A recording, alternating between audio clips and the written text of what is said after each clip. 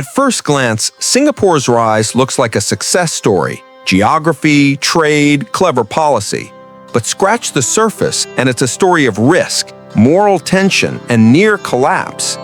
How does a tiny, resource-poor city-state split across ethnic lines avoid fragmentation and thrive?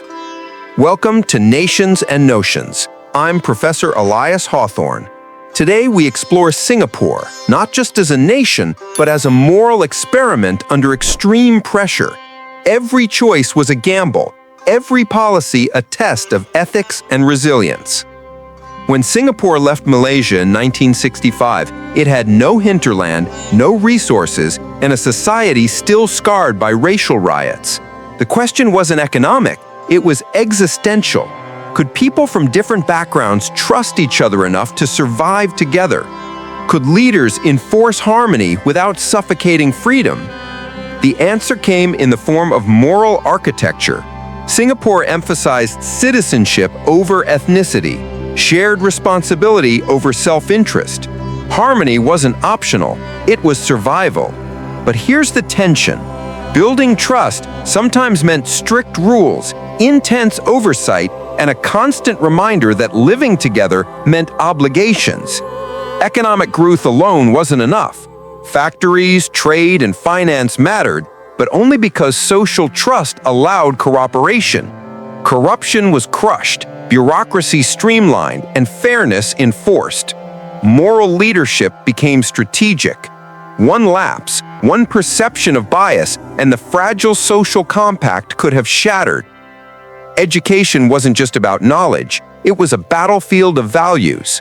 Students learned civic responsibility, community service, and moral judgment. The state didn't just teach, it shaped behavior.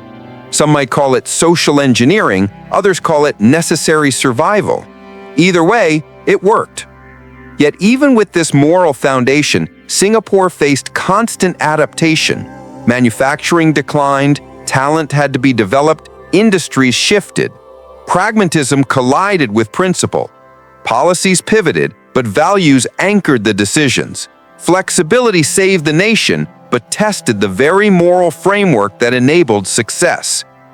Cultural cohesion came through subtle but powerful measures. Public civility campaigns, shared rituals, social norms that built trust. The paradox? Enforcement of shared values required subtle social control, but it also created an environment where citizens could thrive collectively. Everyday morality became strategic, and trust became a resource. But here's the warning. Prosperity introduces new stress. Inequality, generational divides, migration, and identity challenges threaten the same moral architecture that once ensured survival. Trust is fragile. Institutions require constant renewal. Moral leadership is not inherited, it must be actively maintained. 3 lessons emerge. 1. A nation's mindset can outweigh resources, but shaping it is a delicate, tension-filled moral task. 2. Ethical leadership amplifies growth, but risks friction, dissent, and resistance. 3.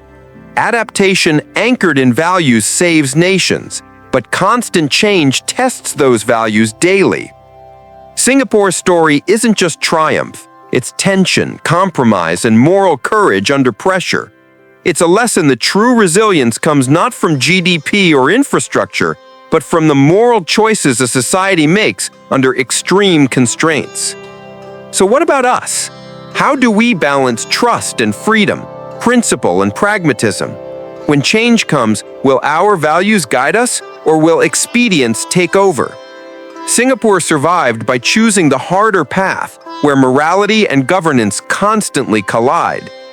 If you want to explore more cases of nations, ethics, and human resilience, subscribe to Nations and Notions and hit the bell. I'm Professor Elias Hawthorne, challenging you to see the moral fabric behind every nation's story, and maybe your own.